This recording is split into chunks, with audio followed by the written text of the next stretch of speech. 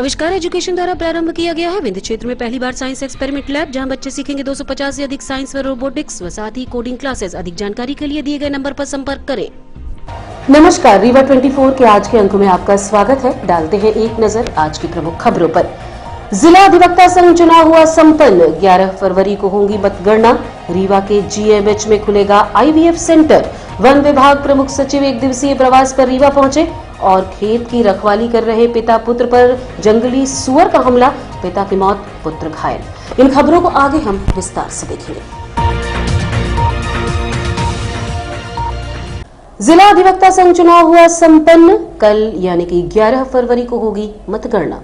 जिला न्यायालय रीवा में आज 10 फरवरी को जिला अधिवक्ता संघ का निर्वाचन कार्यक्रम आयोजित किया गया, जिसमें अध्यक्ष, उपाध्यक्ष, सचिव, सह सचिव, ग्रंथपाल सहित ग्रंथपाल के पद हेतु लगभग 54 प्रत्याशी चुनाव मैदान में उतरे हैं, जिनकी जीत हार का फैसला 2304 अधिवक्ताओं के मत से होगा। चुनाव कार्यक्रम संपन्न कराए जाने हेतु कुल 8 पोलिंग बनाई गई हैं। समय 9 बजे से शाम 5 बजे तक रखा गया था, जहां मतदाताओं ने समय सीमा पर मतदान किया। इस चुनाव में पुराने चेहरों के साथ साथ नए चेहरे भी प्रत्याशी के रूप में नजर आए। पोलिंग अधिकारियों द्वारा सभी 8 पोलिंग बूथ पर शांतिपूर्ण ढंग से मतदान कार्यक्रम संपन्न कराया गया, जिसकी मतगणना कल यानी कि 11 फरवरी को की जाएगी। इस संबंध में मुख्य निर्वाचन अधिकारी शारदा प्रसाद मिश्रा से बात की गई। 8 पोलिंग बनाई गई है। लगभग 300 के लगभग एक पोलिंग में मतदाता आए हैं।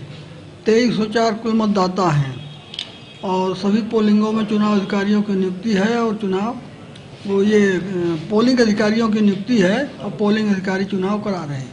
कुल कितने पद हैं, कितने प्रत्याशी मैदान में हैं? इसमें अध्यक्ष का पद, उपाध्यक्ष का पद, सचिव का पद, सह सचिव का पद, कोषाध्यक्ष का पद, ग्रंथपाल का पद, इतने पद हैं और 5 पद उसके हैं कार्यकारिणी के। और ये कब से कब तक चलेगा ये चुनाव? ये 9 बजे से शुरू हुआ है, 5 बजे शाम तक चलेगा। मतगणना इस्तीफे कब होगी? मतगणना होगी कल यानी 11 को 8 बजे से सुबह से। कब तक रिजल्ट आ जाएगा, क्या माने? रिजल्ट जब तक गणना पूरी नहीं होगी तब तक नहीं आएगा। शुभ नाम आपका? शारदा प्रसाद मिश्र, एडवोकेट। रीवा के गांधी मेमोरियल अस्पताल के गायनी वार्ड में खुलेगा IVF सेंटर। शासन प्रशासन के दिशा निर्देश पर रीवा जिला के गांधी मेमोरियल अस्पताल परिसर के गायनी विभाग में IVF सेंटर खोला जाना है, जिसके लिए 1000 स्क्वायर फीट की जगह अपेक्षित की गई है, जिसमें जल्द ही आधुनिक उपकरण व मशीनरी से लैस IVF सेंटर खोला जाएगा। इससे रीवा जिला सहित संभाग भर के निसंतान दंपतियों को लाभ होगा। इस सेंटर को खोलने हेतु जल्द ही बजट उपलब्ध कराया जाएगा। रीवा जिले के जिला चिकित्सालय में रोशनी क्लिनिक के माध्यम से यह सुविधा जिला वासियों को उपलब्ध कराई जा रही है, परंतु दायरा सीमित है, इसलिए आधुनिक तकनीक से lace IVF centre Gandhi memorial अस्पताल में खोलने की योजना बनाई गई है। इस संबंध में मेडिकल कॉलेज के डीन डॉक्टर मनोज इंदुलकर से जानकारी ली गई। हाँ, IVF में हमारे जो निसंतान दंपति होते हैं, जो कि हर 5वें दंपति में उसको ये इनफर्टिलिटी की प्रॉब्लम आती है, तो हमारे यहाँ पर जो गायनी विभाग है, इसमें हम लोगों ने स्टार्ट किया जाना है। शासन से हमको दिशा निर्देश प्राप्त हो गएंगे और बजट भी कुछ ही समय बाद प्राप्त हो जाएगा, ऐसी आशा हम करते हैं। तो इसमें हम लोग गायनी में एक अलग से हम जगह ईयरमार्क की चिन्हित कर ली गई है कि वो जगह पे हम लोग जो है जो आवश्यक उपकरण रखना और आवश्यक जो सुविधाएं होना चाहिए IVF की, वो हम लोग कर रहे हैं। हम लोगों ने पहले प्रथम तो 2000 स्क्वायर फीट में एक डिमांड की थी, उसके बाद शासन ने कहा कि नहीं 1000 स्क्वायर फीट में ही उसको आप इसका निर्माण करें। तो अभी ये सब प्रचलन में है। कुछ ही समय पश्चात हम लोग भी IVF में सक्षम हो जाएंगे और हमारे यहाँ पर ये कार्य अच्छे से गायनी विभाग करेगा। सर, अभी रीवा जिले में और कहीं है कि नहीं है? ये रोशनी क्लिनिक करके डिस्ट्रिक्ट हॉस्पिटल में इसका संचालन होता है, पर हमारे यहाँ पर जो स्टार्ट होगा वो काफ़ी एडवांस होगा। वहाँ पे एम्ब्रियोलॉजिस्ट होंगे, विभिन्न काफ़ी महंगी मशीनें का भी शासन ने हमको देने का कहा है।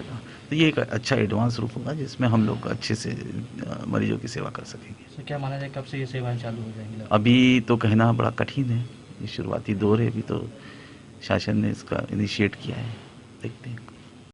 वन विभाग के प्रमुख सचिव रीवा प्रवास के दौरान कलेक्ट्रेट कार्यालय में ली बैठक, साथ ही जयंती कुंज स्थित विभागीय कार्यशाला में हुए सम्मिलित। आपको बताना चाहेंगे, प्रदेश के मुखिया शिवराज सिंह के आदेशानुसार एक जिला एक उत्पाद योजना में रीवा जिले को बांस के उत्पादन हेतु चुना गया है। जिसका प्रमुख उद्देश्य है कि जिले के किसान बांस की खेती कर अधिक मुनाफा कमा सके।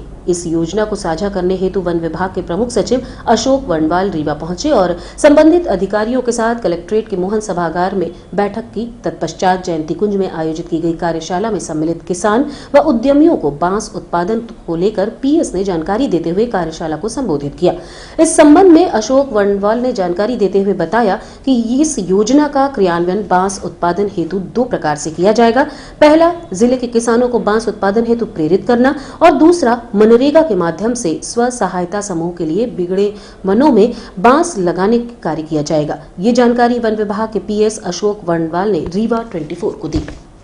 देखिए, 2 तरह से हम इसको अप्रोच कर रहे हैं। एक तो किसानों को हम प्रोत्साहित कर रहे हैं कि किस तरीके से बांस की खेती जो है उनके नॉर्मल खेती से ज़्यादा यूज़फुल है, ज़्यादा उसमें फ़ायदा होता है। और यही कैलकुलेशन मैं सभी यहाँ पे जितने किसान आए थे उनको बता रहा था कि कैसे हम धान और गेहूँ लेते हैं तो उससे जो फ़ायदा होता है उसके तुलना में बांस से कितना ज़्यादा फ़ायदा होता है। तो एक तो वो तरीका, एक अप्रोच वो है कि हम किसानों के खेतों में बांस लगवाएं, और दूसरा जो हमारे बिगड़े वन हैं वहाँ पे हम स्व सहायता समूहों के लिए मनरेगा की तरफ से बांस लगवा रहे हैं। एक बार बांस का उत्पादन शुरू हो जाएगा तो फिर उसके प्रोसेसिंग प्लांट्स भी यहाँ पे आएंगे और उससे भी फिर लोगों को रोज़गार मिलेगा। तो रीवा में काफ़ी पोटेंशियल है और लगभग अगर यहाँ की टीम पूरा प्रयास करेगी तो 5,000 से लेकर 10,000 हेक्टेयर में भी बांस हो सकता है। अगले साल के लिए हमारी तैयारी लगभग 30 लाख होगी, इसीलिए पौधे आपके लिए प्रॉब्लम नहीं। ये दूसरी बात, बिजली का ट्रांसफार्मर। अब बिजली का ट्रांसफार्मर तो आपको गेहूं और चना के लिए भी लगता है, खाली बांस के लिए क्यों लगता है? तो बांस से इसको आप क्यों जोड़ रहे हो? सड़क निर्माण की बात है तो सड़क निर्माण तो आपको हर काम के लिए लगता है, इसको आप बांस से क्यों जोड़ रहे हो? ये बांस से जोड़ने का तो चीज नहीं है। खेत की रखवाली कर रहे पिता पुत्र पर जंगली सुअर ने किया हमला, पिता की मौत, पुत्र घायल। रीवा के सोहागी थाना क्षेत्र अंतर्गत ग्राम ठकरा में वहीं के रहवासी यंकेश आदिवासी व संदीप आदिवासी दोनों रिश्ते में पिता पुत्र हैं। अपने खेत की रखवाली कर रहे थे, तभी मौके पर जंगली सुअर पहुंचा और दोनों पर हमला कर दिया, जिसके चलते पिता पंकेश आदिवासी की मौत हो गई। वहीं पुत्र संदीप आदिवासी गंभीर रूप से घायल है, जिसे उपचार हेतु अस्पताल में भर्ती कराया गया है। इस संबंध में रीवा एडिशनल एसपी शिव कुमार वर्मा से बात की गई। ये ढकरा ग्राम है, थाना सोहागी क्षेत्र के अंतर्गत। कल शाम के आसपास की बात है, रोशनी रहते हुए जब ये खेत पे अपने काम कर रहे थे, उसी समय सुअर के द्वारा हमला किया गया था, जिससे चोट आने के कारण से जो पिता था उसकी मौत हो गई है और पुत्र घायल अवस्था में है। जो पिता है उसको ज़्यादा चोटें लग गई थी, जिस कारण से उनकी मृत्यु हो गई है और उसमें पुलिस द्वारा जो वैधानिक कार्रवाई है, आवश्यक कार्रवाई वो कर ली गई है और बेटा इलाजरत है। नव विवाहिता महिला की हुई मौत, मायके पक्ष की शंका के आधार पर पुलिस मामले की पड़ताल में जुटी है। रीवा के जवा थाना क्षेत्र अंतर्गत नव विवाहिता महिला की हुई मौत। ससुराल पक्ष द्वारा मायके पक्ष को जानकारी देते हुए बताया कि रात्रि 3 बजे के करीब मृतका बाथरूम करने गई थी, जो कि गिर गई और सिर में गंभीर चोटें आने से उसकी मौत हो गई। मृतका के पिता, माता व भाई मृतका के ससुराल पहुंचे तो उन्हें संदेह हुआ, जिसके बाद वो स्थानीय थाने पहुंचे और ससुराल पक्ष पर हत्या की शंका जाहिर करते हुए रिपोर्ट लिखवाई गई। वहीं पुलिस द्वारा भी नवविवाहिता मृतका के शरीर में चाकू के घाव देखे गए हैं, जिसके आधार पर हत्या की शंका जाहिर की गई, परंतु चाकू के निशान इतने गहरे नहीं हैं कि जिससे उसकी मौत हो सके। फिलहाल पुलिस द्वारा मृतका के पति को हिरासत में लेकर पूछताछ कर रही है। मामले का खुलासा व उसकी असली वजह मृत्यु के पश्चात ही सामने आ जाएगी, ऐसा कहना है रीवा एडिशनल एसपी शिव कुमार वर्मा का।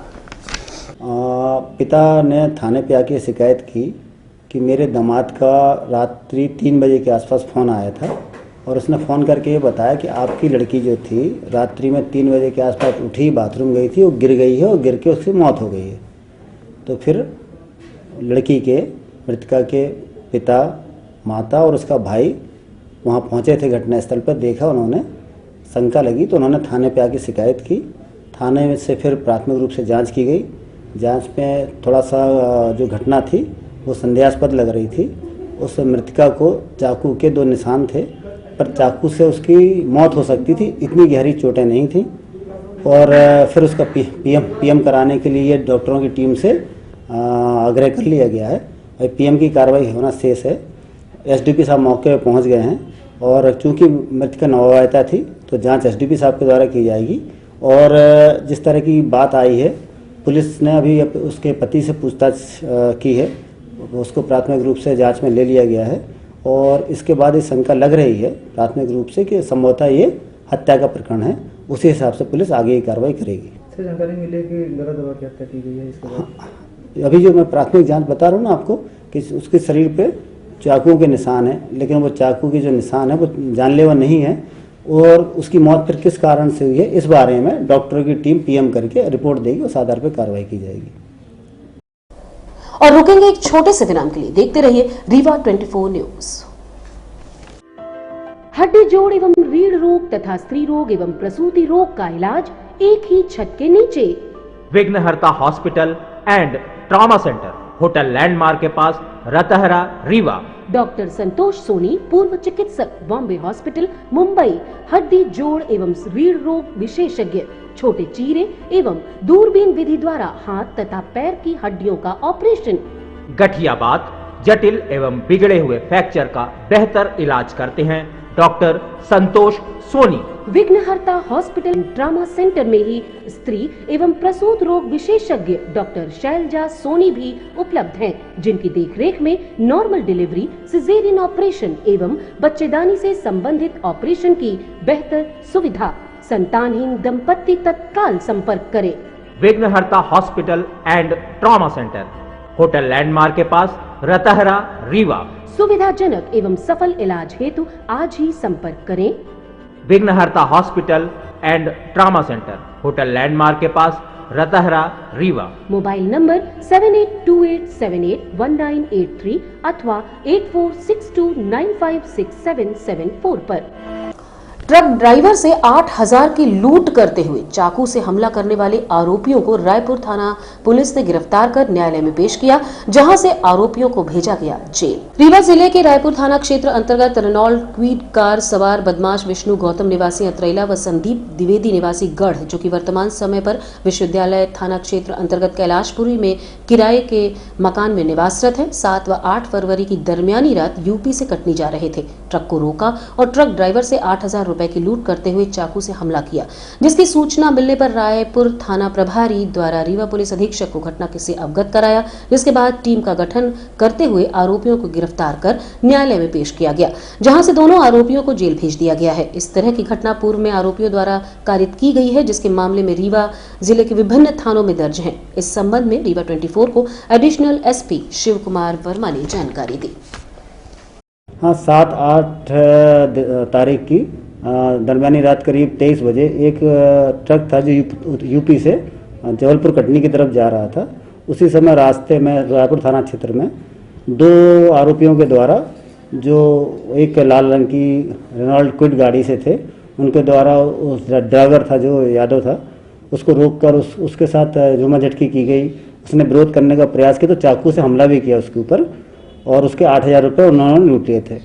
पुलिस अधीक्षक ने इस मामले को बड़ी गंभीरता से लिया था, क्योंकि घटना लूटपाट की थी, चाकू का इस्तेमाल हुआ था और फरियादी को चोट भी आई थी।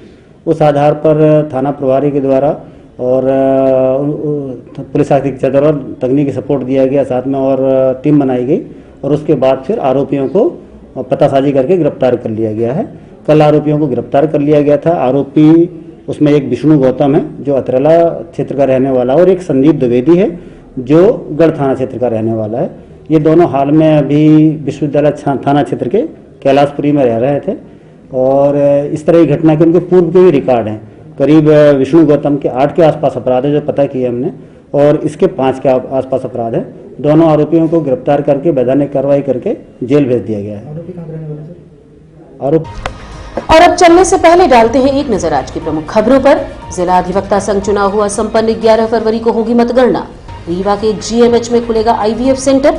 वन विभाग प्रमुख सचिव 1 दिवसीय प्रवास पर रीवा पहुंचे और खेत की रखवाली कर रहे पिता पुत्र पर जंगली सुअर का हमला, पिता की मौत, पुत्र घायल। आज की खबरों में बस इतना ही। नई खबरों के साथ कल होंगे पुनः उपस्थित। अब दीजिए इजाजत, नमस्कार।